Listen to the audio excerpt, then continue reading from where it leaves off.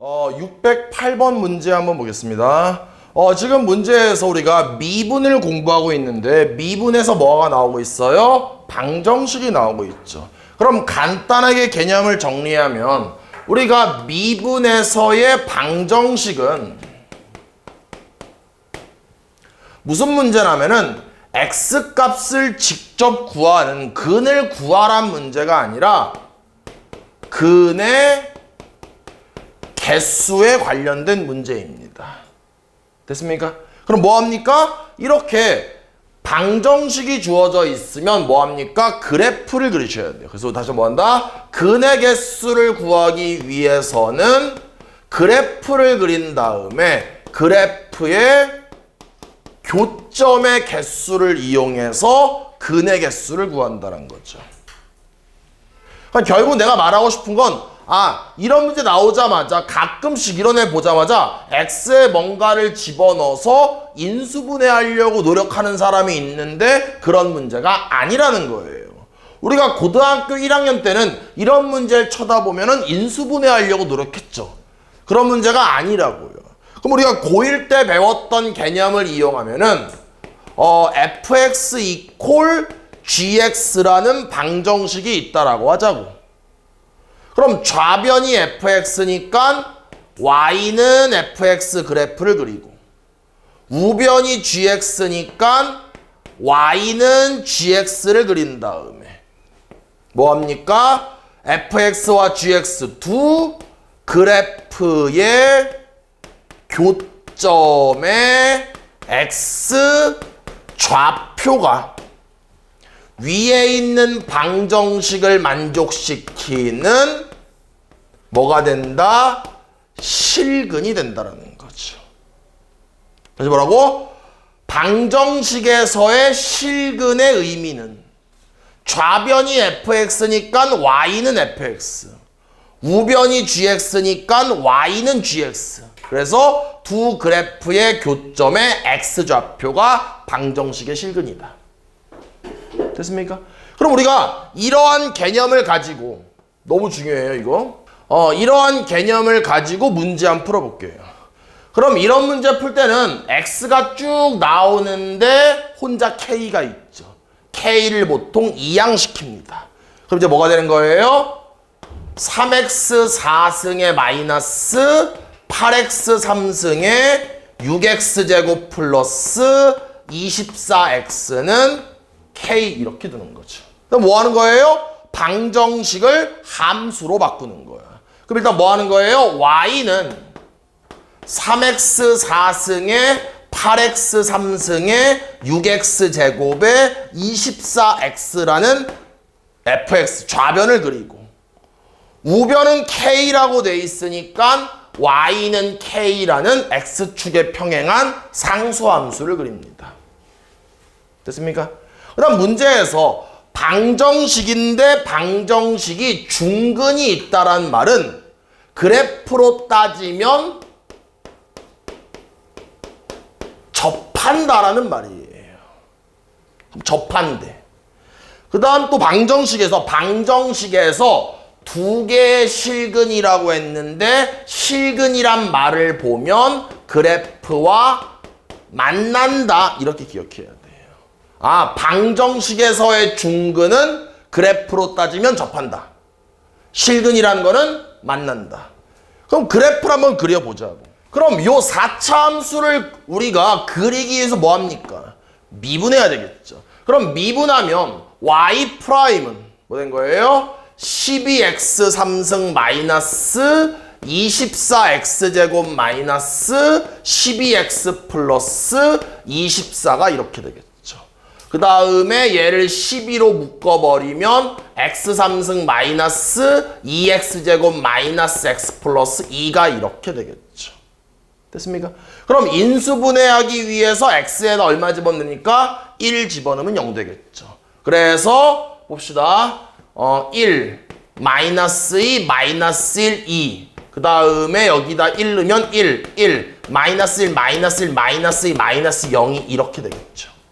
그럼 얘를 다시 한번 인수분해하시면 12에 x-1에 요거 한 번 더 인수분해하면 x-2에 x 플러스 1 되겠죠. 그럼 도함수 이퀄 제로를 만족하는 x값이 얼마냐? 마이너스 1과 1과 2가 되겠죠. 그럼 몇 번 개형이냐 얘들아? 1번 개형이겠네. 1번 개형이니까 분명히 이렇게 W자 모양이 될 텐데 이런 문제 풀 때는 중요한 게 이 점과 이 점의 높이도 알아야 되거든. 그러니까 함수값을 미리 구할게요. 그럼 마이너스 1을 얘가 지금 원함수입니다. 그럼 마이너스 1 집으면 뭐 되냐 얘들아? 3에 8에 마이너스 6에 마이너스 24 얼마냐? 얼마냐? 마이너스 19. 그래서 마이너스 19예요. 1 집어는 뭐 나오냐? 1 집어 암산해봐. 27에 13. 맞냐? 2 집어는 뭐 되냐? 16에 48. 맞냐? 2 집어넣으면 8에 마이너스 64에 마이너스 64, 24에 플러스 48 되겠네. 얼마 되냐 이거? 마이너스 16에 마이너스 40이니까 8인가? 이렇게. 그래프를 그리면 그래프가 적당히 이러한 꼬라지가 되면서 얘가 몇 콤마 몇이에요? 태주야?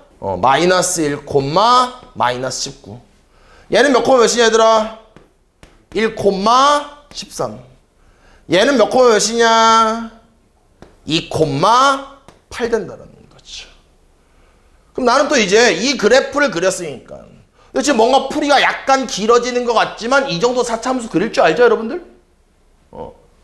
그 다음에 이제 y는 k라는 상수함수를 그릴 건데 뭐 하는 거예요?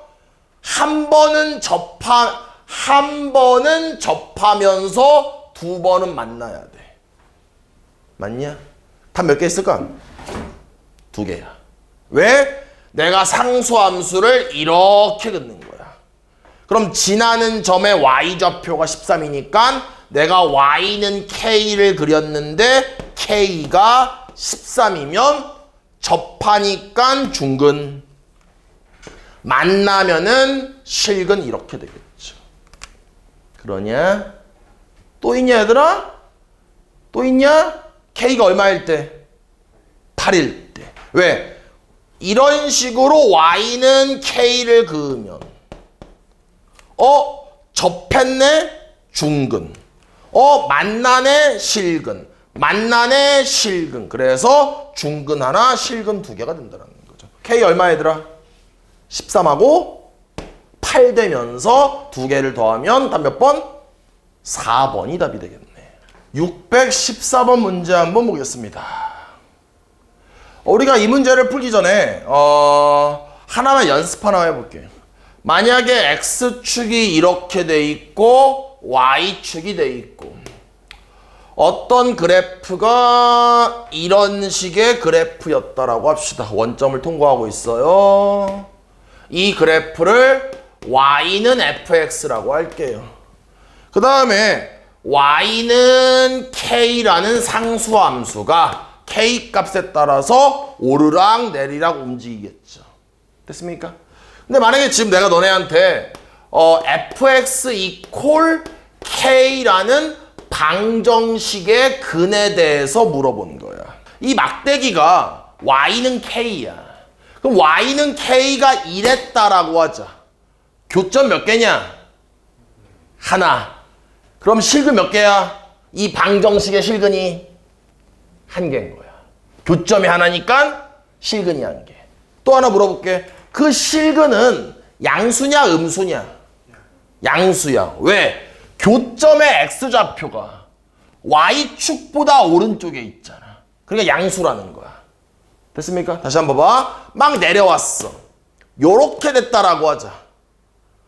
교점 몇 개야? 2개. 그러면 이 방정식은 무슨 근을 갖겠냐? 중근하고 실근인 거야. 봐봐, 무슨 말이야?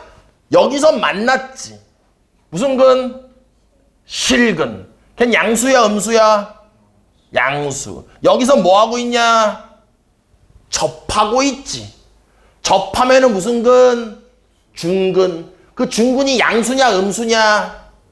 y축 왼쪽에 있으니까 음수. 이해돼? 다시 한번 y는 k가 이렇게 된 거야. 교점 몇 개야? 3개. 양수 몇 개? 음수 몇 개? 2개. 나이스. y는 k가 이렇게 된 거야. 교점 몇 개? 3개. 그 3개의 부호가 어때? 양수, 0, 음수. 이해돼? 다시 한번 교점 몇 개? 3개. 그 3개의 부호가 어떠냐? 양수 몇 개? 하나, 2개. 밑에 있는 걸 보는 게 아니야. 오른쪽을 보는 거야. 양수 2개, 음수 하나. 교점 몇 개? 하나. 식은 몇 개? 하나. 양수야, 음수야? 음수. 이해됩니까? 무슨 말인지? 오, 이해됐죠? 다시 한 번만, 마지막. 그럼 y는 k가 만약에 이렇게 됐다라고 할게. 교점 몇 개? 2개. 그런데 여기서 뭐 하고 있냐? 접하고 있죠. 접하면 뭐라고? 중근이라고. 여기서 뭐 하고 있어요? 만나고 있죠. 만나면 뭐라고? 실근이라고. 그럼 중근은 양수고 실근은 허수가 되겠죠. 이해됩니까? 무슨 말인지? 다시 문제로 가자고. 문제에서 야, 양수야, 음수야 이런 말을 주어지면은 그래프를 좀 더 정성껏 x축과 y축을 그려야 돼. 다시 한번. 일단 혼자 왕따 같은 p가 있으니까 p를 이항할게요. 뭐 되는 거예요? 2x 3승 더하기 3x제곱 마이너스 12x가 마이너스 p가 되겠죠. 이항시키는 거. 왕따 같은 혼자서. 뭐 하는 거예요 이제? fx는 gx 꼴이 됐으니까 y는 fx를 그리는 거야. 이렇게. 우변이 마이너스 p니까 y는 마이너스 p를 그리는 거야. 상수함수겠죠. 됐습니까?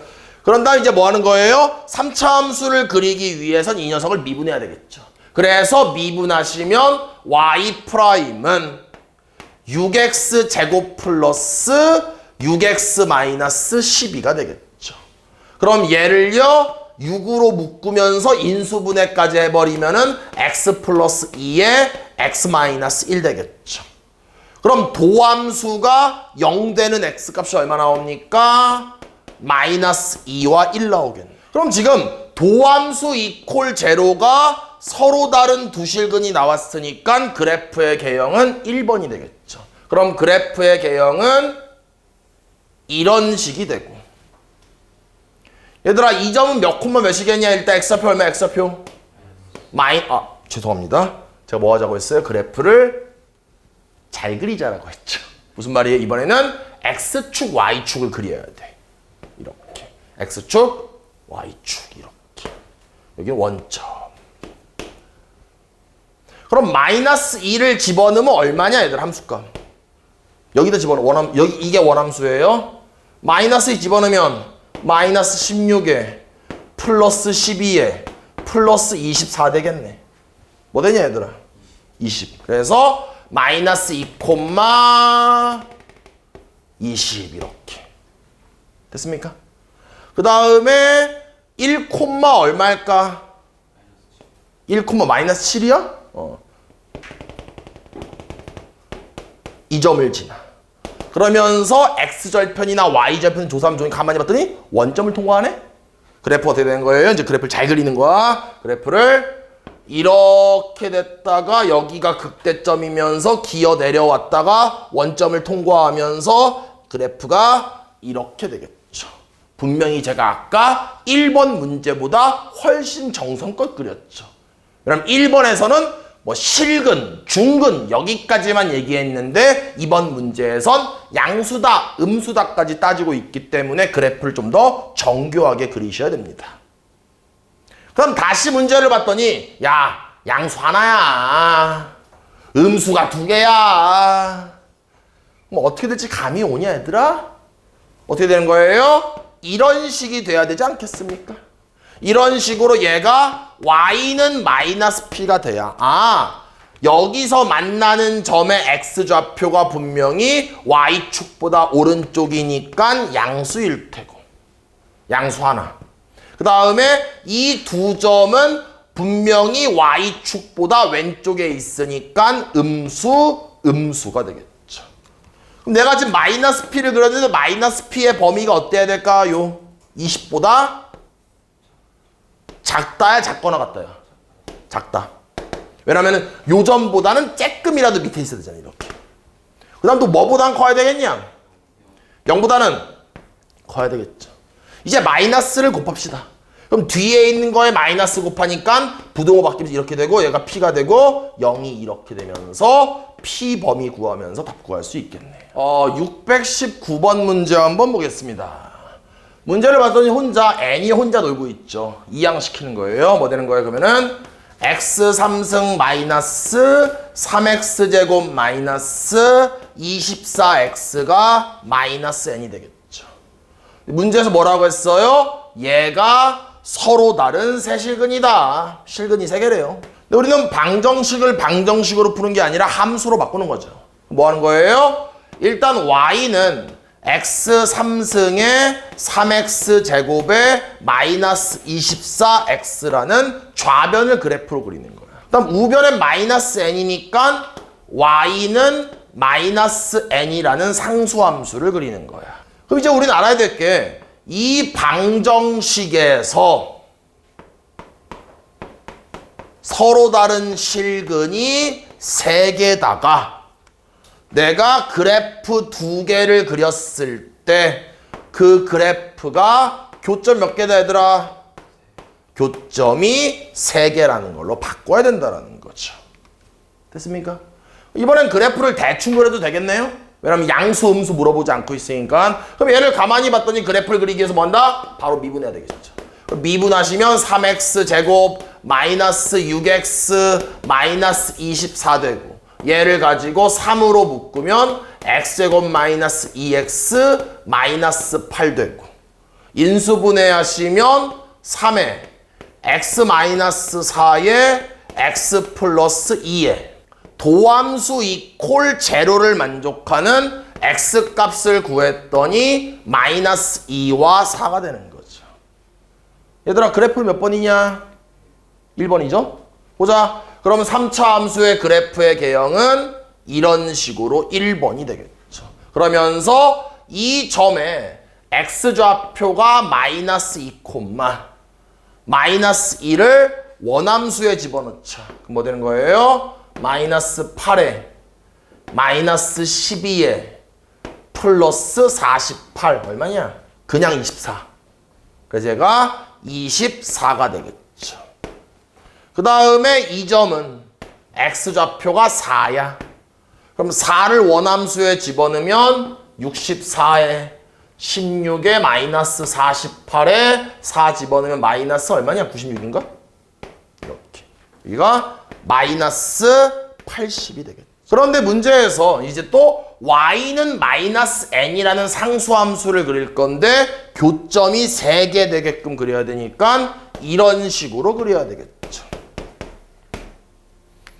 그럼 마이너스 n의 범위는 어떨까? 24보다는 어때야 돼? 어때야 되냐? 작아야 되겠죠. 마이너스 80보다 어때야 돼요? 커야 되겠죠.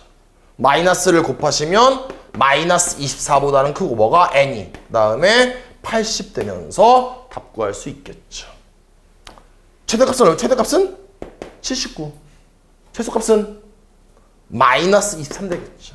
두 개 더하시면 답 구할 수 있겠죠. 625번 문제 봅시다. 일단 지금 문제에서 3차 함수와 기울기가 마이너스 9짜리인 직선이 만난다고 했죠. 근데 지금 만약에 이 문제를 그대로 풀면 3차 함수가 뭐 적당히 이런 식의 그래프가 있을 테고 됐습니까? 얘는 기울기가 마이너스 9니까 이런 직선이 이런 식으로 움직이겠죠.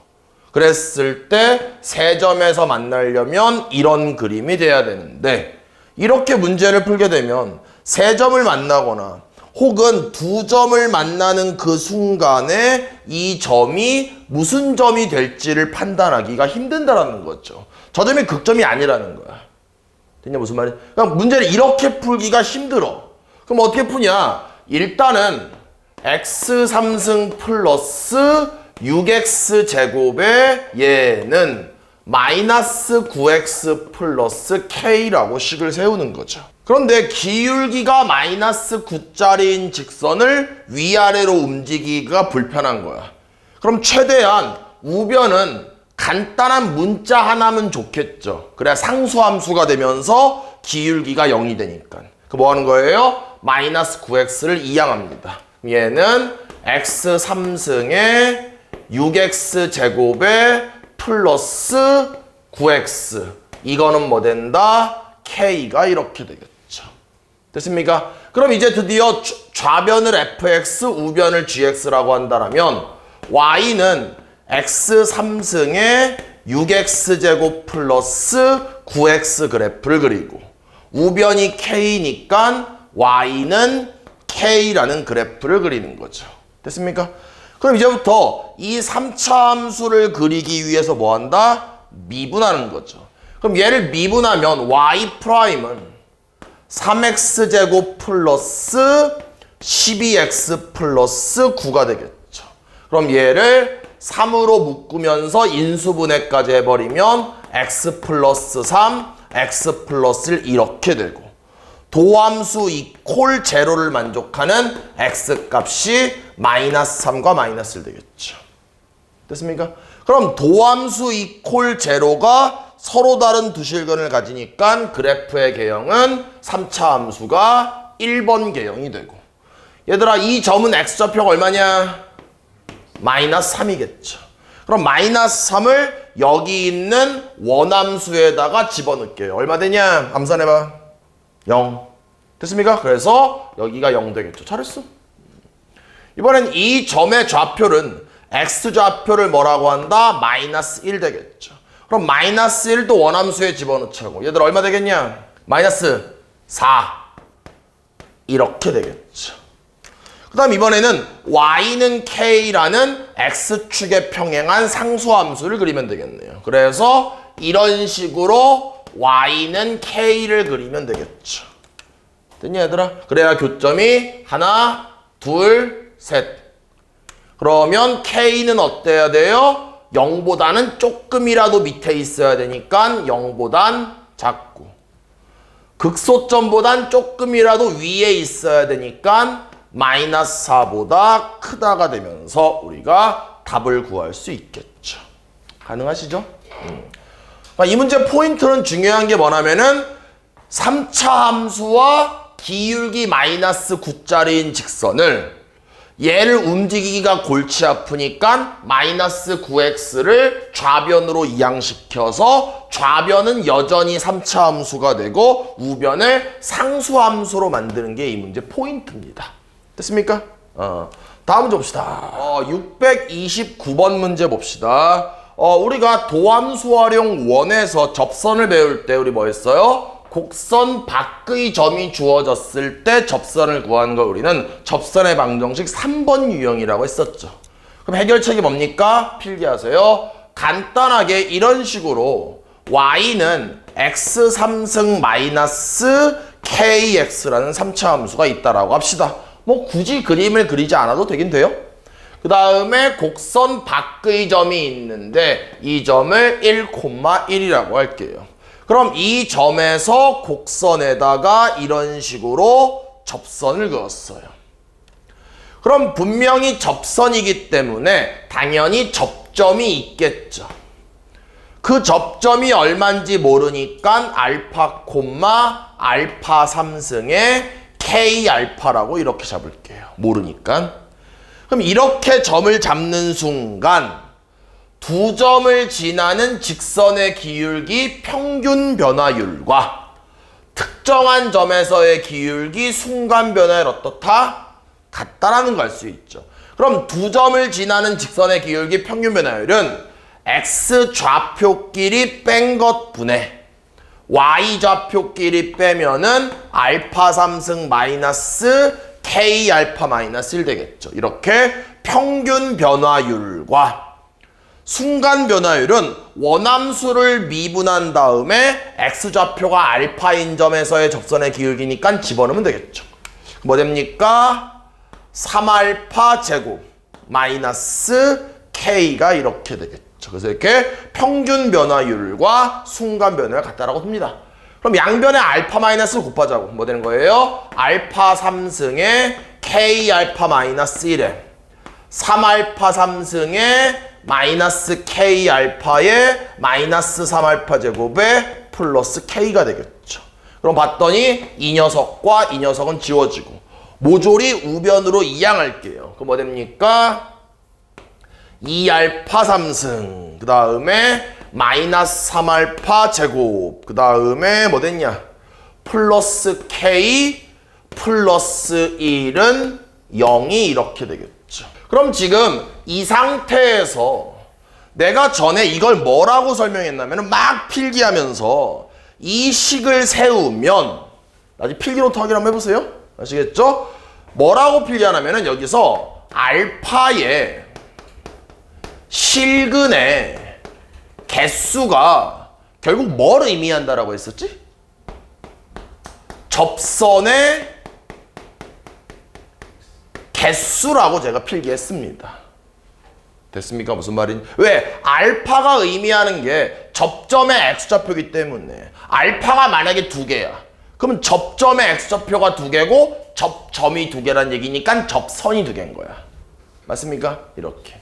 그럼 다시 문제로 돌아가서 접선을 몇 개 그을 수 있다라고 했냐면은 2개의 접선을 그을 수 있다라고 했습니다.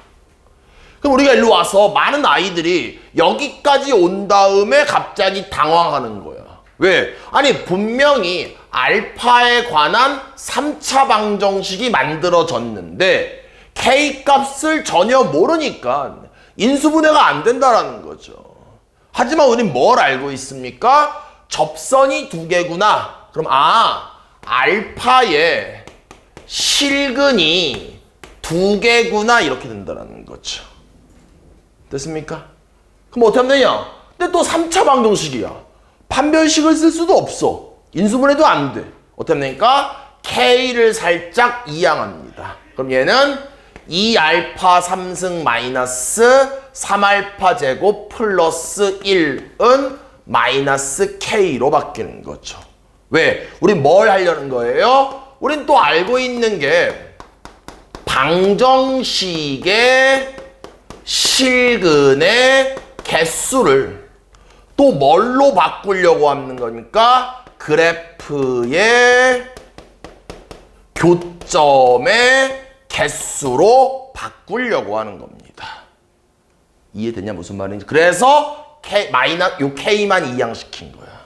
그럼 이제 뭐 하시면 되겠어요? Y는 2알파 3승 마이너스 3알파 제곱 플러스 1이라는 3차 함수를 그리고 또 Y는 마이너스 K라는 상수 함수를 그려서 교점이 2개를 만드는 거죠. 좀 더 풀어볼게요. 그럼 우린 이 그래프를 그리기 위해서 뭐 합니까? 미분하셔야 되겠죠. 그럼 Y'은 6알파 제곱 마이너스 6알파로 묶어버리면 알파 마이너스 1. 그럼 도함수 0되는 알파 값이 0과 1 되겠죠. 됩니까? 그러면 3차 함수가 이렇게 되고요. 얘들아 얘는 몇 콤마 세진아 얘는 몇 콤마 몇일까? 나이스 잘했습니다. 0,1이죠. 동균아 얘는 몇 콤마 몇이냐? 1,0 잘했어. 이렇게 되겠죠. 됐습니까? 그 다음에 이제 Y는 마이너스 K라는 상수함수를 그릴 건데 교점이 몇 개? 2개가 되게끔 그려야 됩니다. 그럼 당연히 이렇게 극대점을 지나게끔 그리던가 아니면 극소점을 지나게끔 그려야만 교점이 2개가 되겠죠. 그럼 얘들아 이거였다라면 암산해봐. K 얼마야? 마이너스 K가 1 돼야 되니까 K는 마이너스 1. 이건 얼마냐? 0 되겠죠. 근데 문제에서 출제자가 K는 0이 아니래요. 됐습니까? 그러니까 0은 지워야 되겠네요. 없던 일로 합시다. K 얼마예요? 마이너스 1 되면서 답 구할 수 있겠죠. 조금 어려웠네요. 다음 문제 봅시다. 631번 문제 한번 보겠습니다. 우리 문제에서 부등식에선 뭘 중요하자라고 했냐면 어떤 증명 세 가지를 제가 기억하라고 했어요. 됐습니까? 그 세 가지를 복습할 건데 일단은 하나만 할게요. 우리 뭘 배웠었냐면은 그게 1번이었어요. 모든 실수 x에 대하여 fx가 0보다 크다를 뭐 증명해라, 보여라, 성립하게 해라 이 말이 나와요. 뭐 이렇게 해서 얘가 성립한다라고 할게요. 됐습니까? 그러니까 어떤 그래프에서 fx가 다 양수인 걸 증명하래. 근데 fx에는 너무 많은 함수값들이 있는데 일일이 다 조사하기 힘들잖아. 뭐 하면 되냐? fx의 최소값이 0보다 크면 되는 거야. 약간 이런 느낌이죠. 내가 만약에 여기 반에 만약에 한 10명의 학생이 있는 거야. 이 10명의 학생이 모두 3등급이 되는 방법은 뭐야? 이 반에서 공부를 제일 못하는 애가 3등급이 되면 나머지는 말할 것도 없이 3등급보단 높을 거 아니야. 이해됩니까? 무슨 말이야? 그러니까 우리 반 애들이 점수가 빵점보다 시험을 잘 보는 방법은 우리 반에서 공부를 가장 못하는 학생이 빵점보다 잘 보면 남은 애들은 조사할 필요가 없다는 거야. 그래서 이런 거 우리가 해결할 때는 뭡니까? fx에 뭘 구하는 거예요? 최소값을 구합니다. 그 최소값이 양수이면 된다라는 거죠. 그럼 나머지는 조사할 필요가 없다라는 거예요. 그럼 최소값을 구하기 위해서는 뭐 됩니까? 그래프를 그리셔야 됩니다. 됩니까? 다시 문제로 와서 물론 여기선 모든 실수라고 했고 여기선 1부터 3까지로 제한되어 있지만 문제 푸는 데는 큰 지장이 없습니다. 그럼 우리 뭐 하시면 되는 거예요? 이 녀석이 양수인 거를 항상 성립하게 하래. 우리 뭐 합니까? y는 x3승 마이너스 6x제곱 플러스 k에 뭘 구해야 되냐 얘들아 이거에 최소값을 구해서 그 최소값이 양수인 거를 보이면 된다라는 거죠.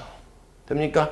그럼 우리는 수학에서 보통 최대 최소를 구하기 위해서는 그래프를 그리셔야 됩니다. 그럼 우리 3차 함수를 그려야 되니까 3차 함수 그리기 위해서 미분합시다. 그러면 y'은 3x제곱 마이너스 12x가 되고 얘를 가지고 3x로 묶어버리면 x 마이너스 4 되고 도함수가 0 되는 x값이 얼마예요? 0과 4가 되겠죠. 그러면 3차 함수의 그래프의 개형은 1번이 이렇게 되고 맞냐? 그럼 지금 여기가 얼마예요? x는 0, 여기는 x는 4가 되겠죠. 맞냐? 그런데 범위가 1부터 3까지 제한되어 있죠. 그럼 여기쯤을 1이라고 하고 그 다음에 3은 어딨냐? 3은 여기쯤에 이렇게 있겠네? 됐냐? 무슨 말인지? 그럼 그래프는 지금 등호가 포함이 안 돼 있으니까 이런 그래프를 그리면 되는 거예요. 이런 그래프. 한번 얘만 다시 그리면은 그래프가 요렇게 돼 있는 거예요. 요렇게. 여기가 x는 영향이죠. x는 1. 여기가 x는 3이죠. 됐습니까? 그럼 3을 한번 집어넣어 볼게요. 뭐냐? k-27? 맞지? 여기가 k-27이야. 그럼 우린 이 초록색 그래프가 0보다 커야 되는 거야.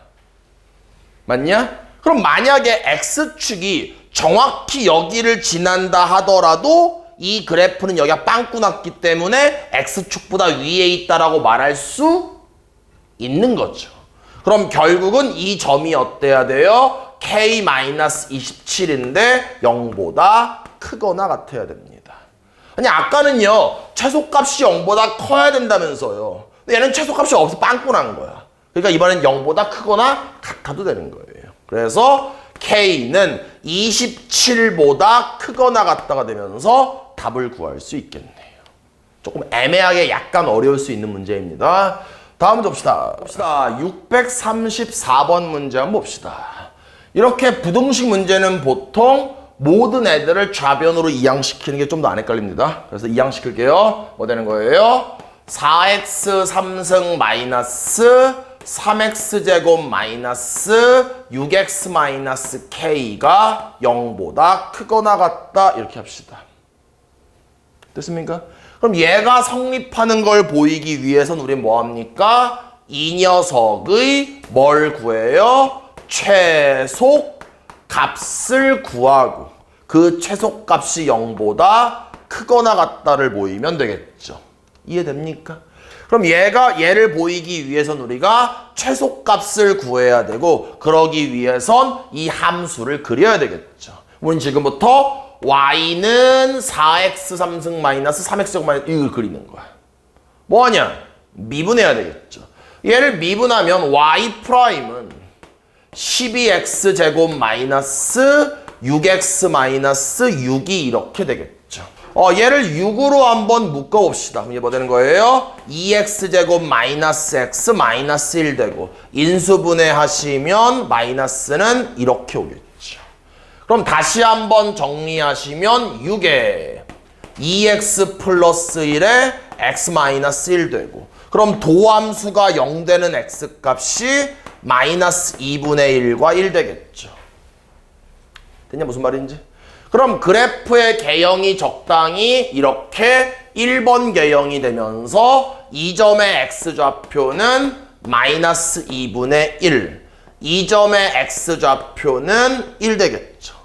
그런데 문제에서 마이너스 1보다 크거나 같다라고 했기 때문에 여기쯤에 마이너스 1이 이렇게 있고 그럼 우린 마이너스 1보다 오른쪽을 이렇게 봐야 되겠죠. 맞냐 얘들아? 그럼 여기에서 언제 최소냐? 모르죠. 왜? 그림 봐서는 마이너스 1일 때가 최소일 수도 있고 1일 때가 최소일 수도 있겠죠. 모르죠. 그림만 봐서는. 그럼 뭐 한다? 마이너스 1 한번 집어넣어 볼게요. 여기다 마이너스 1 집어넣으시면 마이너스 4에 마이너스 3에 플러스 6에 마이너스 k고 이번엔 1을 한번 넣어볼게요. 뭐 되는 거예요? 4에 마이너스 3에 마이너스 6에 마이너스 k 되겠죠. 그럼 위에 거는 뭐 되는 거예요? 마이너스 1 마이너스 k. 밑에 거는 뭐가 되는 거예요? 뭐 되냐? 마이너스 5. 맞지? 마이너스 k가 되겠죠. 됐냐? 그럼 k 값이 뭔지 몰라도 당연히 이 녀석이 더 작겠네요. 맞아? 무슨 말인지? 얘가 뭐예요? 마이너스 5 마이너스 k가 최소값인데 얘가 어떻다? 0보다 크거나 같다. 이항시키면 k는 마이너스 5보다 작거나 같다가 되면서 최대값은 마이너스 5가 답이 되겠죠. 봅시다. 638번 문제 봅시다. 일단 모든 실수 x에 대해서 이 녀석이 0보다 크거나 같다가 성립해야 되는데 됐습니까? 그럼 뭐 하는 거예요? 이 녀석이 0보다 크거나 같다를 성립하기 위해서 모든 함수값을 다 조사하는 게 아니라 이 녀석의 뭐만 구한다? 최소값만 구한다. 그 다음 그 최소값이 0보다 크거나 같다를 보이면 되겠죠.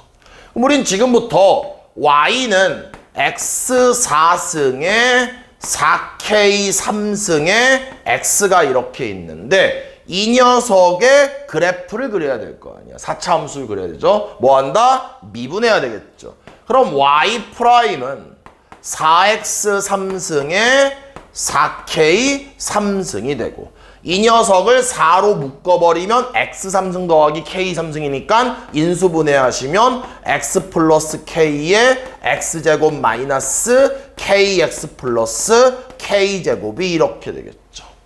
그럼 우리는 늘 그래프를 그리기 위해선 도함수 이퀄 제로를 만족하는 방정식의 근의 종류를 알아야 되겠죠. 그럼 이미 여기에서 x는 마이너스 k라는 실근을 갖고요. 여기서 무슨 근을 갖는지 조사하기 위해서 가만히 봤더니 이 녀석이 인수분해가 안 돼. 뭐 하는 거예요? 재빠르게 머릿속으로 판별식을 써보는 거예요. 그럼 뭐 됩니까? b제곱, k제곱, 마이너스 4ac니까 이렇게 되고 정리하면 이렇게 되겠죠. 그럼 얘는 0보다 어떨까? 0보다 어떨까? 작거나 같답니다. 0이 될 수도 있어요. 만약 k가 0이면. 그럼 지금 결국은 여기에서 실근이 나왔고, 얘들아, 그럼 여기에서 뭐가 나왔냐? 여기서는 중근이나 또는 허근이 나오겠죠. 판별 요거 작거나 같으니까. 이해됐냐? 그럼 4차 함수가 그래프의 개형이 4가지잖아. 다시 한번 1번 개형이던가 2번 개형이던가 3번 개형, 4번 개형이 이렇게 있잖아. 맞냐? 그럼 살짝만 복습하면 내가 y는 fx라는 4차 함수를 그리고 싶은데 몇 번인지 알기 위해선 도함수 이퀄 제로라는 몇 차 방정식? 3차 방정식을 푸는 거죠. 얘가 어떤 근을 가지면 1번이냐? 서로 다른 세실근. 무슨 근을 가지면 2번이냐? 중근과 실근. 무슨 근을 가지면 3번이냐? 실근과 두어근. 무슨 근을 가지면 4번이냐? 삼중근. 기억하셔야 됩니다, 여러분들 이거? 당연히. 맞아? 결국은 지금 얘가 중근이나 허근을 가지니까 몇 번이야? 2번이나 3번이란 뜻이에요. 그럼 결국 이 문제는 이 그래프의 개형이 이런 식으로 2번일 수도 있고 이런 식으로 3번일 수도 있습니다. 그런데 2번이 됐건 3번이 됐건 이 점이 실근이야. 이 점이 실근이 되는 거죠. 됐습니까? 그럼 결국은 얘가 됐건 마이너스 k에서 최소가 된다는 건 변함이 없다라는 거죠. 왜? 우리의 애초의 목적은 최소값을 구한 다음에 0보다 크거나 같다로 없는 거였잖아. 네, 마이너스 k에서 최소가 되는 거니까 마이너스 k를 여기다 집어넣으셔야 되죠. 뭐 되는 거예요? k 4승에 마이너스 4k 4승에 더하기 3. 이게 최소값인 거죠. 얘가 0보다 크거나 같다. 그럼 마이너스 3k 4승이니까 마이너스 3으로 나눠버릴게. 뭐 되는 거예요? k 4승 마이너스 1 0보다 작거나 같다. 맞냐? 인수분해 하시면 k제곱 플러스 1에 k제곱 마이너스 1. 한 번 더 인수분해하면은 k 플러스 1에 k 마이너스 1 되면서 0보다 작거나 같다. k 값에 상관없이 이 녀석은 항상 양수기 때문에 양변을 이 녀석 나눠도 부동 안 바뀌겠네.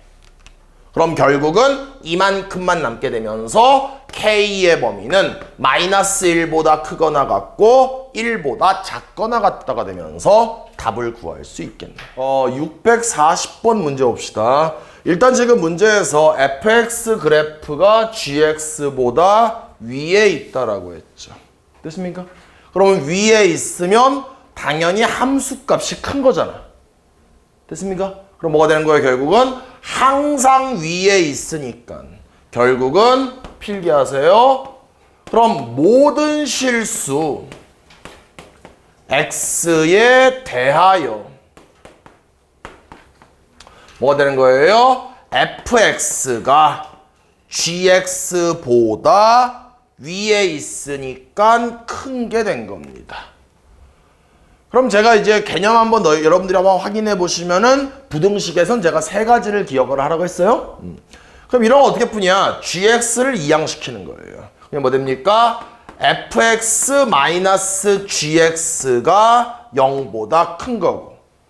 그럼 우리가 아까 정리한 것처럼 어떤 녀석이 0보다 크려면 그 녀석의 가장 작은 최소값을 구한 다음에 그 녀석이 0보다 크면 된다.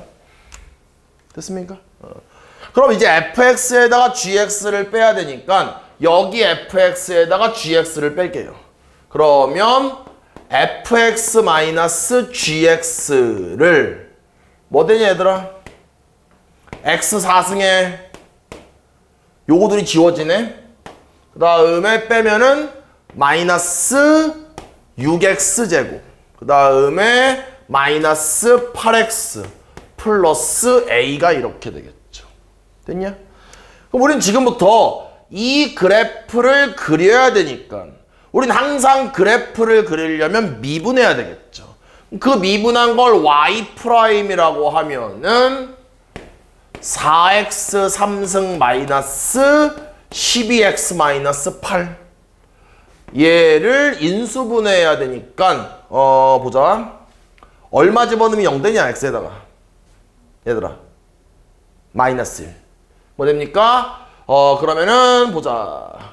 4에 0에 마이너스 12에 마이너스 8 그러면 얼마 집어넣는다 얘들아? 얼마? 마이너스 1 그러면 4 마이너스 4 마이너스 4 4 다음에 마이너스 8 플러스 8 0 되겠죠. 그러니 얘들아? 그럼 지금 마이너스 1 넣었더니 0 됐으니까 x 플러스 1 요거를 그대로 쓸 건데 얘를 4로 한번 묶어볼게요. 4로 묶어버리면 뭐 되는 거예요? x제곱 마이너스 x 마이너스 2가 이렇게 되고 얘를 한 번 더 인수분해하시면 4배의 x 플러스 1에 x 마이너스 2에 x 플러스 1 이렇게 되겠죠. 그럼 도함수가 0 되는 x값이 여기에서 마이너스 1 여기서 마이너스 1이니까 x는 마이너스 1이라는 중근을 갖고 그 다음에 2라는 실근을 갖겠죠. 그럼 얘들아 중근과 실근 가지니까 4차 함수가 몇 번 개형이냐? 몇 번째? 2번이 되겠죠. 근데 얘가 봐봐 2번 개형은 또 중요한 게 이건지를 반드시 구별할 줄 알아야 돼요. 왼쪽이냐 오른쪽이냐? 왼쪽입니다. 왜냐면 요렇게 야리꾸리하게 꺾이는 걸 제가 뭐라고 했어요? 중근이라고 했고 이렇게 극점이 되는 건 실근이라고 했죠. 그럼 맞더니 중근이 실근보다 작잖아. 당연히 왼쪽이 되면서 이렇게 되면서 여기가 x는 마이너스 1 여기가 x는 2가 되겠죠. 근데 우리의 목적은 뭐였어요? 최소값을 구하는 거네요. 그럼 언제 최소냐? 2일 때가 되겠죠.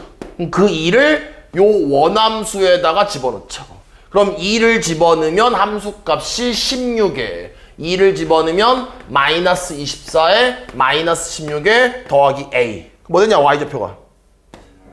a 마이너스 24 되겠죠. 얘가 0보다 어떻다? 크다. 그럼 a는 24보다 크다가 되면서 답 구할 수 있겠죠. 가능하시죠? 다음 봅시다. 644번 문제 한번 보겠습니다. 우리가 첫 번째 기억해야 될 개념이 뭐냐면요.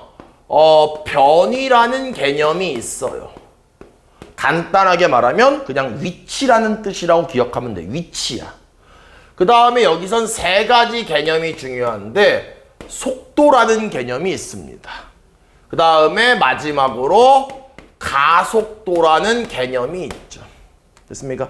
오늘 뭘 기억하셔야 돼요? 변이를 뭐 하면? 미분하면 속도다. 속도를 미분하면 가속도다. 요거 당연히 기억하셔야 돼요. 됐습니까? 두 번째로 기억해야 될 거는 원점을 지나는 순간. 이걸 기억해야 돼요. 원점을 지나는 순간이래. 뭐가 0이 될까? 원점은 x좌표가 0이잖아. 그러면은 뭐 하는 거예요? 위치가 0이 되는 거예요. 그 말은 원점을 지나는 순간 그러면 문제를 풀 때 변이 이퀄 제로라고 해서 문제를 푸셔야 됩니다. 기억하셔야 돼요. 뭐라고요? 원점을 지나는 순간 변이가 0. 이거에 비슷한 표현으로 내가 어떤 물체를 하늘 위로 던졌을 때 그 물체가 땅에 떨어지는 순간 이러면 변이가 0이야. 두 가지 기억하셔야 돼요. 뭐라고요? 원점을 지나는 순간 아니면 물체를 수직으로 이렇게 던졌을 때 물체가 최고점에 도달한 다음에 내려오면서 땅에 떨어지는 그 순간 둘 다 변이가 0입니다. 이해됩니까? 그럼 문제에서 시각 t에서의 위치가 이렇게 나와 있기 때문에 이 녀석이 얘들아 변이야 속도야 가속도야? 변인 거죠. 그럼 보통 변이를 x라고 표현하면서 t초 후의 위치가 이렇다라고 했고 얘가 뭐 된다? 0 된다. 그럼 3차 방정식 풀기 위해서 t로 묶어버리면 나머지가 완전 제곱식이 되면서 t-2의 제곱이 이렇게 되겠죠. 그럼 만족하는 t가 얼마예요? 0과 2가 되겠죠. 문제에서 뭐라고 했어요? 처음에 원점을 출발했기 때문에 t가 0일 때 변이가 0 되는 거야. 하지만 문제 뭐예요? 출발 후 다시 되돌아오는 거니까 t가 얼마일까요? 2. t가 2가 되겠죠. 한마디로 원점을 돌아오는 순간은 t가 얼마란 뜻이에요? 2라는 뜻이에요. 근데 문제에서 뭐 구하라고 했냐? 그 순간의 속도를 구하라고 했죠. 변이를 뭐 할까? 여기 있는 변이를 미분해야 되겠죠. 그럼 변이를 미분하면 속도 v가 되고 미분하시면 3t제곱 마이너스 8t 플러스 4가 되면서 속도를 구할 수 있고 2만 여기다가 t에다가 2만 집어넣으시면 답을 구할 수 있겠네요. 됐습니까? 다음 봅시다. 648번 문제 한번 봅시다. 물체가 수직선 위를 막 움직이고 있는데 위치가 이거다. 이게 뭐예요? 결국은 이 녀석이 결국은 변이라는 거죠. 근데 문제에서 뭐라고 했어요? 속도가 4인 순간이라고 했기 때문에 속도가 4가 되는 t가 얼만지를 우리는 구하셔야 되겠죠. 됐습니까? 그럼 얘들아 변이를 뭐 할까? 미분해야 되겠죠. 그럼 오늘 기억해야 될 게 변이 x를 미분하면 속도 v가 된다. 우변도 미분하시면 6t제곱 마이너스 6t 마이너스 8 되겠죠. 속도가 4가 되는 거죠. 요거요. 됐죠? 속도가 4. 그럼 4를 이항하면서 6으로 묶어버리면 뭐 되는 거예요? t제곱 마이너스 t 마이너스 2가 이렇게 되고 얘를 6으로 묶으면서 인수분해 하시면 t 마이너스 2에 t 플러스 1 되고 이렇게 되겠죠. 맞냐? t가 얼마냐? t는 당연히 양수이겠죠. 시간이니까. t 얼마예요? t가 2가 되겠죠. 그 말은 무슨 말이에요? 속도가 4가 되는 순간이 2다. 그래서 얘가 2가 되는 거예요. 근데 그 순간에 뭘 구하래요? 가속도를 구하라고 했죠. 그럼 여기에 주어져 있는 이 녀석이 뭐였습니까? 얘가 속도죠. 얘를 뭐 합니까? 또 미분하는 거죠. 그러면 보통 가속도를 a라고 하면서 뭐 됩니까? 12t-6 되겠죠. 그러면 여기 있는 2를 집어넣으시면 뭐 되는 거예요? 18 되면서 답을 구할 수 있겠죠. 다음 문제 봅시다. 참고로 속도나 가속도는 음수일 수도 있습니다, 여러분들. 음수 나왔다 이상하게 하면 안 돼? 됐습니까? 650번 문제 한번 보겠습니다. 문제에서 ft가 어쨌다라고 말하면서 여러분들 뭐가 주어졌습니까? ft는 뭐예요? 변이야, 속도야, 가속도야? 변이. 그래서 일단은 문제에서 변이가 주어졌습니다. 그럼 이 문제는 두 가지만 좀 기억을 했으면 좋겠어. 첫 번째는 뭐다? 변이를 미분하면 속도다. 됐냐? 두 번째는 뭐다? 여기에 속력이라는 말이 있죠. 속력은 속도와 비슷하지만 좀 다릅니다. 뭐 하는 거예요, 우리는? 속도에다가 절대값을 취하면 그게 부호가 사라지게 되면서 속력이 된다라는 걸 좀 기억하셔야 돼요. 그러면서 하나 더 기억해야 될 거는 이런 것도 기억해야 돼요. 보자. 예를 들어서 내가 속도 그래프가 만약에 이거였어. 얘가 속도라고 하자고. 됐습니까? 그런데 우변 전체의 절대값을 취했다라는 건 그래프 어떻게 하라는 거예요? X축 아랫부분을 꺾어서 올리란 얘기죠. 그러면 속도 그래프가 이랬다라면 속력 그래프는 이 부분이 꺾여 올라가면서 이런 식의 형상이 되겠죠. 속도의 X축 아랫부분을 꺾어서 올려버리면 속력 그래프가 된다. 그렇기 때문에 제가 아까 뭐라고 했어요? 속도는 양수일 수도 있고 음수일 수도 있지만 속력은 음수일 수는 없습니다. 0이 될 수는 있지만. 됐죠? 그럼 다시 우리가 문제로 가서 변이가 주어졌는데 이 녀석을 속력으로 만들어야 되니까 일단은 속도를 먼저 만들자고. 그럼 속도를 VT라고 할게요. 뭐 하시면 되겠어요? 이 녀석을 미분하면 되겠죠. 얘는 3t제곱 마이너스 6t 마이너스 5가 이렇게 되겠네요. 그럼 지금 이 녀석을 가지고 제가 그래프 한번 그려볼게요. t축이 이렇게 있고 그 다음에 y축이 있다라고 합시다. 그럼 이 그래프를 그리면 얘는 대칭축은 얼마냐? 1이죠. 1. 그럼 얘가 이런 식으로 t는 1이라는 대칭축이 있고 1, 몇을 지나냐? 1, 몇이야? 마이너스 8. 그럼 1, 마이너스 8을 꼭지점으로 하면서 그래프가 이런 식의 아래로 볼록한 이차 함수가 되겠죠. 그 다음에 여기서 봐봐. 얘를 가지고 이제 뭐 하는 거야? 꺾어 올리는 거죠. 왜? 지금 이 그래프는 무슨 그래프냐? 이거 무슨 그래프야 지금 이거?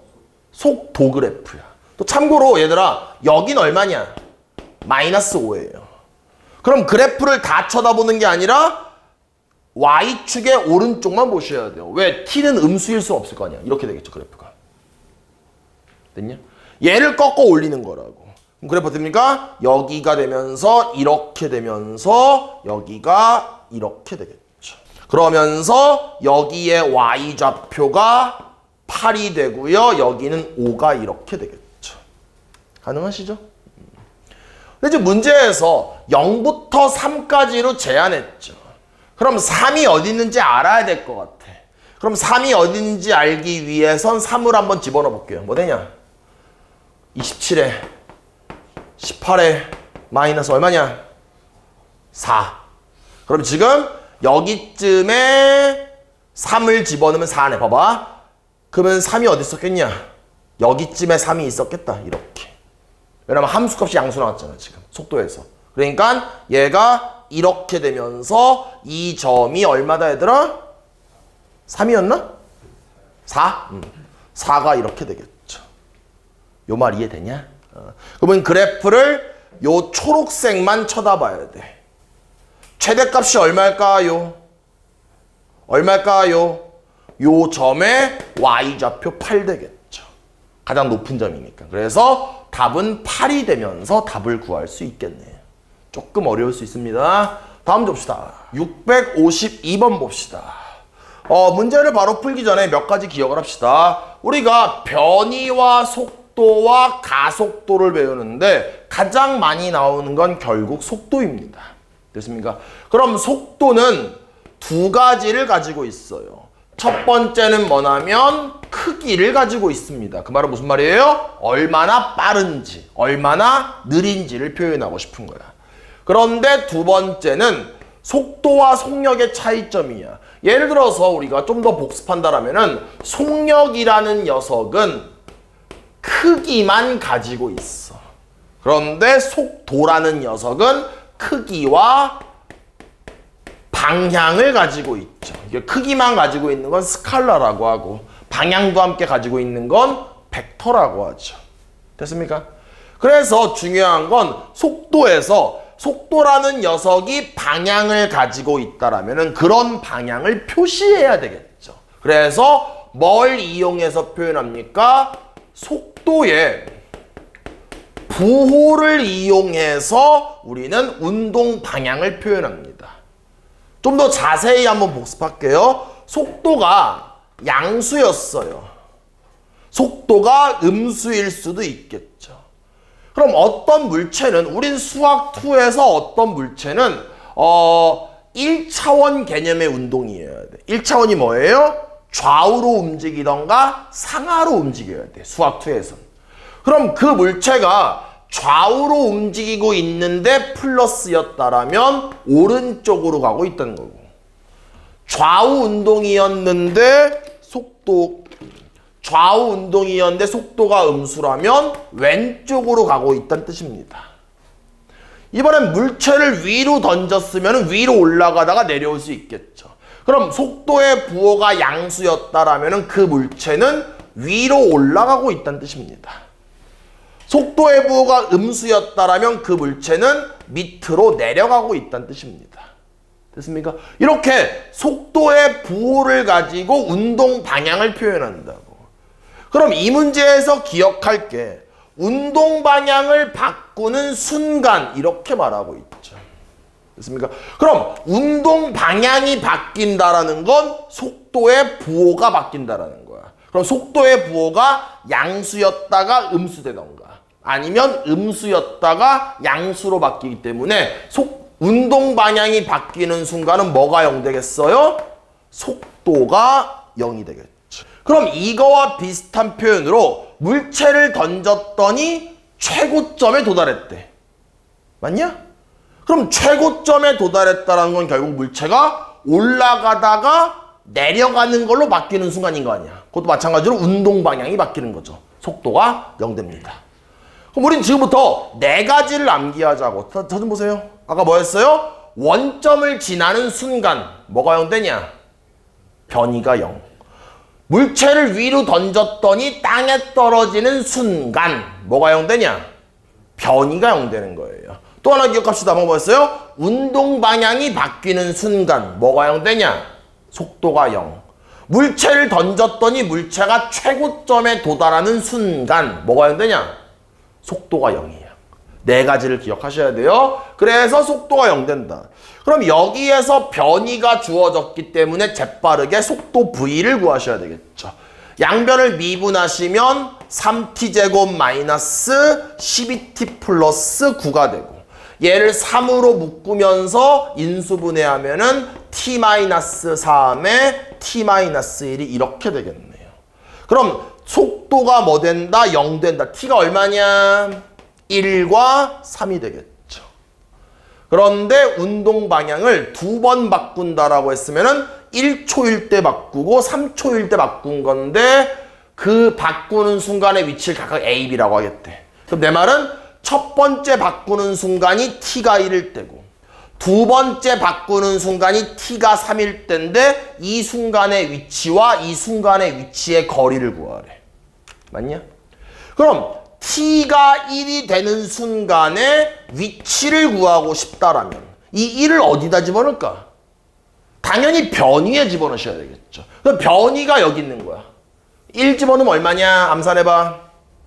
얼마? 4. 맞죠? 이번엔 t가 3 되는 순간에 위치를 알고 싶어. 변위에다 3 넣으셔야죠. 뭐 되냐? 빵!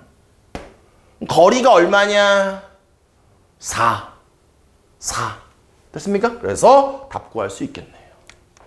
일단 문제를 좀 이해를 돕기 위해서 제가 간단하게 그림 한번 그릴게요. 봅시다. 필기하세요. 기차가 이렇게 있었습니다. 기차가 이렇게 달리고 있는 중이에요. 막 달리고 있어. 그런데 뭐 앞에 물체가 있었는지 기차를 멈추기 위해서 브레이크를 딱 밟은 거야. 알았지? 그럼 브레이크를 여기에서 딱 밟았다라고 하자고. 이게 뭐라고? 제동. 제동을 걸었대. 그 말은 브레이크를 밟았다는 얘기예요. 됐습니까? 그럼 브레이크를 밟는 순간 t초 동안 움직인 거리라고 했으니까 저 좀 보세요. 이 스토리야. 브레이크를 밟으면서 초시계를 딱 누른 거야. 요 말 이해됐지? 무슨 말인지. 그러니까 브레이크를 딱 밟는 순간이 t가 0이 되는 거야. 됐습니까? 브레이크를 밟는 순간. 근데 기차가 당연히 기차든 자동차든 뭐든 바로 서지 않겠죠. 얘가 쭉 밀리겠죠. 끼익 밀리다가 정확히 여기에서 이렇게 뭐 한다고 합시다. 얘가 드디어 정지했다라고 합시다. 그러니까 제동과 정지는 다른 거죠, 여러분들. 그럼 그랬을 때 문제에서 원하는 거는 브레이크를 밟은 순간부터 정지할 때까지 움직인 거리니까 이 거리를 구하는 게 이 문제의 포인트라는 거죠. 그럼 당연히 처음에 뭘 알아야 돼요? 정지한 순간을 알아야 됩니다. 그럼 물체가 막 가다가 정지했대. 그럼 제동을 걸었을 때가 t가 0이라면 정지하는 순간에 t가 얼마인지 알아야 될 거 아니야. 물체가 멈췄대, 정지했대. 뭐가 0일까? 속도가 0입니다. 그러니까 정지한 순간 알기 위해서 여기에서 뭐가 주어졌어요? 변이가 주어졌죠. 저 녀석을 미분해서 속도 v를 만들면 12-0.8t가 이렇게 되겠죠. 그럼 이 속도가 뭐 됐어요? 0이 됐네요. 됐냐? 뭐 되냐? 10 곱하면은 122 8t잖아. t가 얼마냐? t가 15가 됩니다. 한마디로 브레이크를 밟고 끼익 밀리다가 정지한 순간이 t가 15가 된다는 거예요. 뭐 이제 뭐 알아야 돼요? 브레이크를 밟는 순간의 위치와 멈춘 순간의 위치를 알아야 되겠죠. 위치 어디에? 변이에 집어넣으면 되겠죠. 0 집어넣으면 얼마냐? 0. 위치가 0인 거야. 됐냐? 이번엔 15야. 15를 집어넣어. 위치가 어디냐? 12 곱하기 요 t에다가 15를 집어넣으면 15 마이너스 0.4 곱하기 15의 제곱 되겠죠. 계산 안 할래? 니네가 하세요. 됐습니까? 무슨 말인지? 그래서 얘를 계산하면은 요 위치가 나오겠죠. 그러면 0에서부터 이 위치까지의 거리를 구하는 거니까 그냥 이 자체가 답이 되겠다. 얘만 계산하시면 얘가 최종 답이 되면서 답 구할 수 있겠죠. 됐습니까?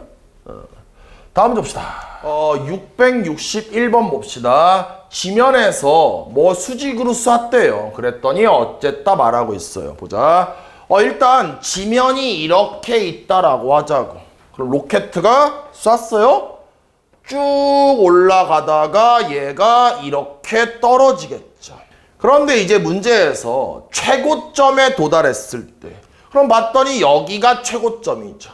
그럼 여기를 최고점이라고 했을 때 지면으로부터의 이 높이를 구하래요. 참고로 높이를 h라고 하는데 이런 식이 주어졌습니다. 그럼 내가 아까도 잠깐 암기시켰지만 최고점에 도달한 순간 뭐가 0 된다라고 했냐? 나이스. 최고점에 도달했다라는 건 운동 방향을 바꾼다는 뜻인 거고 운동 방향을 바꾸는 거는 속도의 부호를 바꾸는 거기 때문에 순간 0이 되겠죠. 그래서 기억해야 될 거는 속도가 0이 됩니다. 그러면 일단 속도를 알아야 되는데 위치, 높이죠? 높이도 일종의 위치니까 변이입니다. 그럼 이 녀석을 미분하면 V는 20-10t가 되고 속도가 0이 되는 t가 얼마입니까? 2가 되겠죠. 그럼 내 말은 뭐예요? 최고점에 도달하는 순간이 2란 뜻이에요. 근데 문제에서 그 최고점에 도달한 순간에 뭘 구하라고 했어요? 높이를 구하라고 했죠. 그럼 이 2를 어디다 집어넣을까? 당연히 높이에 집어넣으셔야 되겠죠. 그러면 h는 2를 집어넣으면 40 마이너스 2를 집어넣으면 5, 4, 20 되면서 답 얼마예요? 20이 답이 되겠죠. 됐습니까? 다음 봅시다. 664번 봅시다. 일단 문제에서 이렇게 뭔가 그래프가 주어지면 그 그래프는 변이던가 속도던가 가속도일 텐데 거의 90% 확률로 그래프가 주어지면 그 그래프는 속도 그래프입니다. 됐습니까? 그럼 일단 우리는 속도 그래프가 주어준다라면은 두 가지 포인트를 잡아야 돼요. 물론 적분 단원에 들어가면 하나 더 봐야 되지만 지금은 적분을 안 배웠기 때문에 기억합시다. 필기하세요. 요건 필기. 첫 번째, 우리가 속도 그래프를 쳐다볼 때 우리는 어떤 거에 관심을 가져야 되냐. 중요한 건 속도의 부호에 관심을 가져야 됩니다. 됐습니까?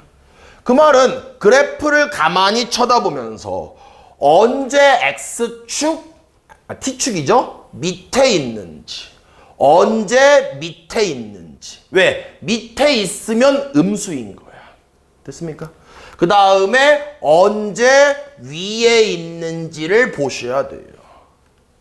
밑에 있으면 속도가 뭐예요? 음수야. 뭐예요? 음수야. 위에 있으면 뭐예요? 양수예요. 수직선 위를 움직인다는 건 좌우로 움직이는 거고, 마이너스라는 건 왼쪽으로 가고 있다는 뜻인 거야. 빨간색은 양수니까 오른쪽, 왼쪽. 그럼 그래프를 보자마자 질문, 운동 방향 몇 번 바꿨을까요? 2번 바꿨습니다. 언제예요? 여기일 때와 여기일 때. 됐습니까? 그래서 우리는 속도의 부호를 통해서 필기하세요. 속도가 양수일 수도 있고 음수일 수도 있는데 양수면 뭐라고요? 오른쪽 아니면 위로, 음수면 뭐예요? 왼쪽 아니면 밑으로, 이런 뜻인 거죠. 그 다음에 두 번째 관심을 가져야 될 거는, 얘들아, 속도를 미분하면 뭐 되냐?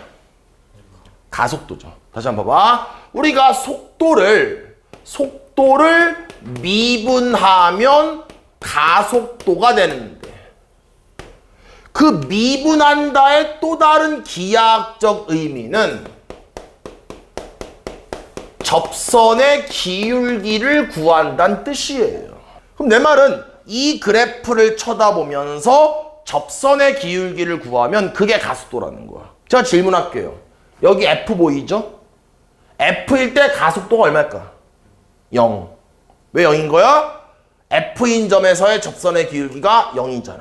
그럼 가속도가 0이라는 거야, 내 말은. 뭔지 알겠죠? 다시 봅시다, 이제. 볼게요. 1번부터 봅시다. T가 A일 때, 그럼 A일 때가 여기를 말하는 거야. 가속도가 음이니 그러고 있어. 맞습니까? 이 점에서 접선의 기울기를 구하면 음수죠. 그럼 이 속도라는 그래프에서 미분, 즉 접선의 기울기를 구한 게 가속도라고. 다시 한번 쓸게요. 다시 한번. 뭘 본다고 했어요? 접선의 기울기를 구한다고. 그럼 그 접선의 기울기가 뭘 의미한다? 가속도를 의미한다라는 거죠. 뭐라고요? 속도 그래프에서 특정한 점에서 접선의 기울기를 구하면 그 녀석은 가속도라고. 아까도 얘기했지만 이렇게 그래프가 주어지면 그 그래프는 속도일 확률이 굉장히 크다고. 물론 아닐 수도 있지만. 됐죠? 다시 갈게요. 그럼 A일 때 가속도 음이다. 맞냐 틀리냐? 맞다라는 거예요. 두 번 봅시다. D부터 E까지. 여기가 D야. 여기가 E야. 속도가 증가하냐? 올라가네요. 증가네요. 네, 맞네요. 이렇게. 3번 봅시다. B부터 E까지. 얘가 지금 B야. 얘가 지금 E야. 요 사이에 가속도가 일정하냐? 네, 맞네요. 왜? 여기 점이나 여기 점이나 여기 점이나 여기 점이나 접선의 기울기를 구하면 다 똑같을 거 아니야. 그러니까 일정하다. 맞는 말. 4번 봅시다. T가 F일 때 F가 여기야. 여기에서 정지했냐? 아니라는 거예요. 정지했으면 뭐 돼야 돼? 속도가 0 돼야 되는 거예요. 그러니까 요거는 틀린 말이 되는 거죠. 이런 맞는 말이야. T가 F일 때 점피는 등속도 운동한다. 이런 맞는 말이야. 그러니까 일정한 속도를 유지하면서 움직이는 거지, 얘가 그대로 이렇게 된다라고 해서 얘가 정지했다는 뜻은 아니라는 거야. 속도가 일정하다라는 거지. 틀린 말. 또 봅시다. 5번. 0부터 I까지래. I까지. 운동 방향 2번 바꾸냐? 네, 맞네요. 언제 바꾼 거예요? D일 때랑 H일 때 바꾸죠. 그러니까 이것도 맞는 말 되면서 답 구할 수 있겠죠. 666번 문제 한번 보겠습니다. 일단 이렇게 문제가 주어졌을 때 이런 그래프가 변이 그래프인지 속도 그래프인지 가속도 그래프인지를 꼼꼼하게 보셔야 됩니다. 근데 문제는 어떤 그래프예요? 위치라고, 시각 T에서의 위치라고 했으니까 이 그래프는 무슨 그래프입니까? 변이 그래프가 되겠죠. 그럼 우리가 변이 그래프를 볼 때는 두 가지 관심을 가져야 됩니다. 첫 번째는 뭐냐? 정리 한번 할게요. 그럼 이거를 정리하기 전에 우리가 어떤 걸 알고 있냐면 개념 수업 때 배웠었는데 변이를 뭐 하면은 미분하면 우리 뭐가 된다라고 했습니까? 속도가 된다라고 했죠. 그럼 여기에서 미분한다의 다른 의미는 결국은 뭐라면은 접선의 기울기를 구한다는 얘기랑 마찬가지 얘기입니다. 그 말은 무슨 말이에요? 변이 그래프를 쳐다봤을 때 접선의 기울기를 구한다라면 그게 뭐 된다? 그게 속도가 된다라는 걸 알 수가 있겠죠. 그래서 첫 번째 우리가 변이 그래프를 볼 때는 뭘 봅니까? 변이 그래프에서 접선의 기울기를 구한다라면 그게 의미하는 게 뭘 의미하냐면은 속도를 의미를 하게 됩니다. 가능하시죠? 두 번째는 변이 그래프를 볼 때는 뭘 봐야 되냐면은 변이 그래프가 언제 증가하는지 또는 언제 감소하는지를 봐야 됩니다.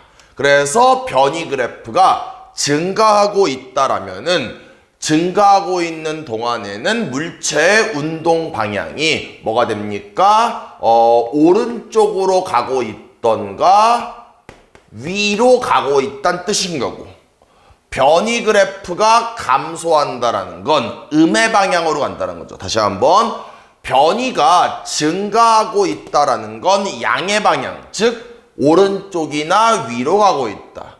변이 그래프가 감소한다라는 건 음의 방향, 왼쪽이나 아래, 왼쪽이나 아래로 가고 있다는 뜻입니다. 그럼 이 물체를 가만히 보면은 어디에서 증가하고 있어요? 0에서 A까지 증가하고 있죠. 그럼 이 물체는 수직선 위를 움직이기 때문에 빨간색일 때는 오른쪽으로 가고 있다는 뜻인 거고, 그 다음 A부터 C까지는 뭐하고 있습니까? 감소하고 있습니다. 이렇게 뭐한다? 함수가 감소하고 있다라면은 음의 방향, 즉 왼쪽으로 가고 있다는 뜻인 거죠. 그러면서 다시 이제 C에서 뭐하고 있습니까? 이런 식으로 증가하고 있으니까 변이 그래프가 증가하고 있다는 건 양의 방향 오른쪽으로 가고 있다는 뜻이구나 라고 해서 그래프를 해석할 수 있겠죠. 그럼 이제 이 두 가지를 해석하면서 우리가 보기를 풀어봅시다. 일단 문제에서 T의 범위가 0부터 B까지, 0이면은 여기 있고요, B면 여기 있죠. 그때 A일 때가 최대이냐? 그러면 변이 그래프를 주면서 속도를 물어본다라면은 우린 이 변이 그래프에서 뭐였어요? 접선의 기울기가 속도였죠. 그럼 A일 때가 최대냐라고 말했는데 여기가 A인데 A일 때는 접선의 기울기가 0이죠. 그러니까 최대가 아니겠죠. 왜냐하면 어딘진 모르겠지만 적당하게 0과 A 사이를 이렇게 잡는다라면 이 점에서의 접선의 기울기는 양수가 되기 때문에 분명히 A일 때 접선의 기울기 0보다는 크니까 A일 때가 최대는 아니라는 거죠. 니은 봅시다. T가 B일 때 운동 방향을 바꾼다. 그렇지 않죠. 왜냐하면 지금 운동 방향 바꾸는 건 언제예요?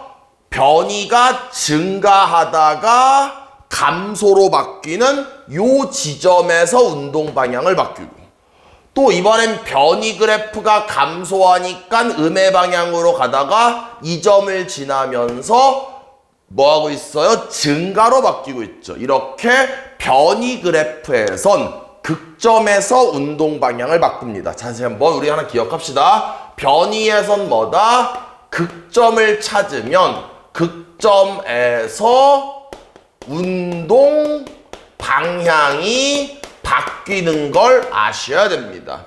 가능하시겠죠? 그래서 B에서 운동 방향 바뀐다는 틀린 말이 되겠죠. 디귿을 볼게요. T가 C일 때 점 P의 속도는 0이다. C일 때의 속도를 물어보고 있으니까 C일 때의 접선의 기울기를 구하면 그 접선의 기울기가 0이 되기 때문에 속도는 0이다. 맞는 말이 되겠죠. 마지막 디귿 봅시다. 0부터 D까지 중에서 0부터 D니까 여기부터 여기까지 중에서 원점에서 가장 멀리 떨어졌다라는 건 변위의 절대값이 가장 커야 됩니다. 그러면 가장 오른쪽으로 갔을 때는 2였고 가장 왼쪽으로 갈 때는 변위가 얼마입니까? 요 T가 C일 때 변위가 마이너스 3 되겠죠. 원점으로부터 왼쪽으로 3칸 떨어진 거니까 이때가 가장 먼 순간이 되면서 리을은 맞는 말이 되면서 답을 구할 수 있겠네요. 가능하시겠죠? 다음 문제 보겠습니다. 670번 문제 한번 보겠습니다. 문제를 쭉 읽어봤더니 마지막에 뭘 구하는 거예요? 그림자의 길이의 변화율을 구하여라. 이런 문제죠. 그럼 이 문제를 풀기 위해서 우리가 간단한 개념 하나 복습 한번 해볼게요. 제가 개념 수업 시간 때 어떤 거를 설명했냐면 별의 시각에 따른 변화율을 구하는 개념이 하나 있었죠. 여기서 제가 별이라고 한 이유는 이 문제처럼 여긴 길이라고 나와 있죠. 이 별은 길이일 수도 있고 다른 문제에서 넓이일 수도 있고 다른 문제에선 부피일 수도 있습니다. 암튼 길이가 됐건 넓이가 됐건 부피가 됐건 이런 것들의 시각에 따른 변화율을 구하여라. 그럼 뭐 하시면 됩니까? 풀이 순서를 기억합시다. 그러면 첫 번째는 문제에 주어진 상황을 t초 후의 상황으로 표현을 합니다. 그 다음에 두 번째 해야 될 일은 문제에서 구하라고 하는 별이 있죠. 별. 그럼 별을 시각 t에 관한 함수로 표현을 해야 되겠죠. 그 말은 무슨 말이에요? 별을 t만 이용해서 표현을 하자라는 거죠. 됐습니까? 그럼 우린 그런 거를 별 괄호 열고 독립변수 t를 이렇게 쓸게요. 이게 별의 t에 관한 함수입니다. 그런데 세 번째, 우리가 구하는 건 엄밀히 말하면 별이 아니라 별의 시각에 따른 변화율을 구하고 싶은 거죠. 그럼 뭐 됩니까? 2번에서 구했던 별 t가 이렇게 있겠죠. 근데 우리는 별의 시각에 따른 변화율이 궁금한 거니까 뭐합니까? 별을 미분합니다. 뭐에 대해서? 시각 t에 대해서. 그럼 드디어 만들어지는 게 뭐가 만들어집니까? 별의 시각에 따른 변화율이 만들어지면서 답을 구할 수 있겠죠. 그럼 다시 우리가 문제로 돌아가서 일단 이 문제에 주어진 상황을 뭐한다? t초 후의 상황으로 표현한다. 그럼 이 사람은 가로등 밑에 출발했다. 가로등 밑에 이렇게 서 있었겠죠. 그런데 1초가 지나니까 2m를 걸어가고 그럼 2초가 지나면 2 곱하기 2 3초가 지나면 2 곱하기 3m 4초가 지나면 2 곱하기 4m 그렇다면 t초가 지났다라면 2 곱하기 t미터를 걸어갔겠죠. 그래서 이 걸어간 거리가 뭐가 됩니까? 2t가 이렇게 되겠죠. 그럼 이제 우리가 여기서 보조선을 이렇게 긋고 이렇게 그은 다음에 닮은 삼각형 두 개가 있다라고 합시다. 이렇게 조그만한 직각삼각형과 커다란 직각삼각형이 닮음입니다. 그 다음에 그림자 길이를 아직은 모르니까 걔를 잠깐만 x라고 할게요. 그럼 우리가 중학교 때 닮음 배울 때 중학교 2학년 2학기 같아요. 뭡니까? 이거 대 이 길이는 이 길이 대 이 길이라고 배웠었죠. 그럼 이런 비례를 통해서 식을 만들면 뭐가 되는 거예요? 1.8 대 3은 x 대 x 플러스 2t가 되겠죠. 그럼 내항의 곱은 외항의 곱과 같다 이용하면은 3x는 1.8x 플러스 3.6t가 되고 얘를 이항시키면 1.2x는 3.6t가 되고 x는 뭐 됩니까? 3t가 되겠죠. 그래서 이 그림자의 길이가 3t가 됩니다. 그럼 문제에서 이 그림자의 길이를 구하라고 했죠. 그럼 그림자의 길이를 잠깐만 LT라고 한다면 그림자는 뭐가 됩니까? 3t가 이렇게 되면서 그림자를 시각 t에 관한 함수로 표현한 거죠. 이게 뭡니까? 지금 2번 단계를 완성시켰습니다. 근데 지금 문제에서 그림자의 길이를 구하는 게 아니라 그림자 길이의 변화율을 구하는 거죠. 그럼 여기 있는 그림자를 뭐 하면 됩니까? 미분하면 된다라는 거죠. 그래서 그림자를 미분하면 L'T가 되고 그게 얼마입니까? 3 되면서 이 녀석이 그림자 길이의 변화율이 되면서 답을 구할 수 있겠네요. 가능하시겠죠? 다음 문제 보겠습니다. 672번 봅시다. 지금 문제에서 뭐 잔잔한 호수에 돌을 던지면 동심원 모양의 원이 생긴다, 어쨌다 저쨌다 말하고 있어요. 이 문제도 마치 아까 별의 시각에 따른 변화율을 구하는 거야. 뭐합니까? t초 후의 상황으로 표현하는 거죠. 이해됩니까? 그럼 문제 봤더니 지금 동심원 모양의 원이 생기는데 가장 바깥쪽이라고 했으니까 원만 그냥 이렇게 그릴게요. 그럼 1초에 10씩 길어진대. 그럼 1초면 반지름이 얼마냐? 10. 2초면 10 곱하기 2. 3초면 10 곱하기 3. t초면 10 곱하기 t. 그래서 여기를 요 반지름 길이를 10 곱하기 t라고 하는 거예요. 이렇게. 지금 여기에 2초 후란 말이 나와 있는데 요 말은 잠깐 무시하시는 거예요. 됐습니까? 저 무시해야 돼요. 10이라 그러면 여기다 2 집어넣고 20이라면 큰일 나? 답이 안 나와? 왜냐면 우리 이런 거잖아. 봐봐. 우리 앞에서도 만약에 F'2를 구하는 게 F2를 미분하는 게 아니잖아. 미분한 다음에 2를 집어넣는 거지. 그러니까 여기서 2초 후란 말은 잠깐만 없다라고 그냥 생각해버리세요. 없는 말이야 그냥. 아시겠죠? 다시 문제로 와서 이렇게 t초 후의 상황으로 표현하자고. 근데 문제에서 뭐에 관심 있어요? 원의 넓이의 변화율에 관심 있습니다. 그럼 원의 넓이를 우리가 편의상 ST라고 하자고. 그럼 원의 넓이는 뭐 됩니까? 얘가 반지름이니까 반지름을 제곱해. 그럼 얼마냐? 100t 제곱. 여기에다 뭐 곱하는 거예요? 파이를 곱하는 거죠. 이게 원넓이라고. 근데 지금 문제는 우리는 마지막에 구하려는 게 원의 넓이가 아니라 원의 넓이의 변화율이라는 거야. 얘를 뭐 할까? 미분해야 된다는 거죠.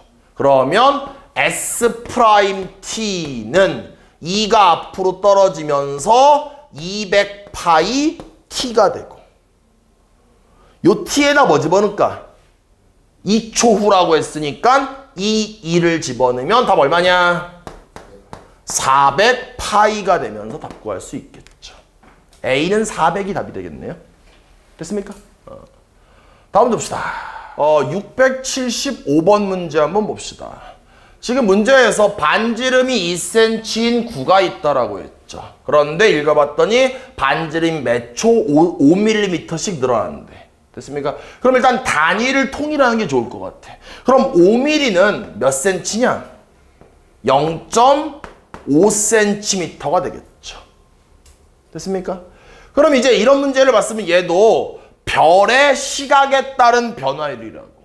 그럼 결국 문제에서 9가 이렇게 있다라고 하자고. 그래서 9의 반지름이 처음에는 2cm래. 그럼 우린 이런 상황에서 주어진 문제를 보면서 t초 후의 상황으로 표현해야 되는 거 아니야? 그럼 1초면 반지름이 뭐 될까? 2 더하기 0.5. 맞냐? 늘어났으니까. 그럼 2초면 뭘까? 2 더하기 0.5 곱하기 2. 3초면 뭐 될까? 2 더하기 0.5 곱하기 3. 내 말 이해되냐? 지금 무슨 말인지. 그럼 t초 후엔 뭐가 될까? 2 더하기 0.5 곱하기 t가 된다라는 거죠. 반지름이. 요 말 이해되냐? 그럼 뭐 한다 이제 9의 부피를 구해야 되는 거잖아. 우리 살짝만 복습하자.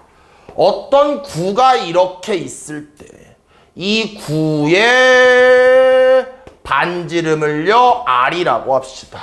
공식 2개 알고 있으셔야 되죠? 첫 번째는 건널비를 S라고 할게요. 공식 뭐냐? 기억나냐 혹시? 4파이 R 제곱입니다. 두 번째 뭐 알아야 돼요? 부피 V를 알아야 되죠. 뭐냐 이거?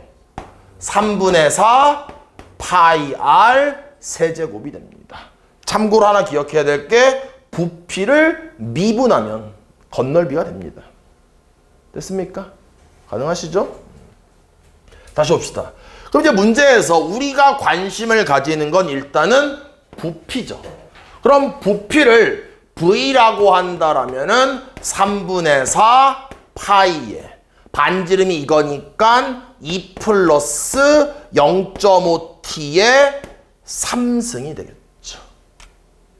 됐습니까? 이게 아까 내가 설명한 2단계야. 근데 우리가 진짜 구하려는 건 부피가 아니라 부피의 변화율인 거죠. 이 녀석을 뭐 할까? 미분. 그럼 V'은 3이 앞으로 떨어지니까 4파이에 2 플러스 0.5t의 제곱에 끝이냐? 아니죠. 속미분해야 되죠. 얼마예요 그러면? 0.5가 되겠죠. 됐습니까? 그럼 이 녀석인데 다시 문제에서 4초 후라고 했죠. 4를 집어넣으시면 4파이에 4 집어넣으면 2 더하기 2는 4. 4의 제곱 16. 그 다음에 0.5 되면서 계산은 얼마냐? 32파이가 되면서 답을 구할 수 있겠죠. 됐습니까? 그래서 오늘 수업은 여기까지만 하겠습니다.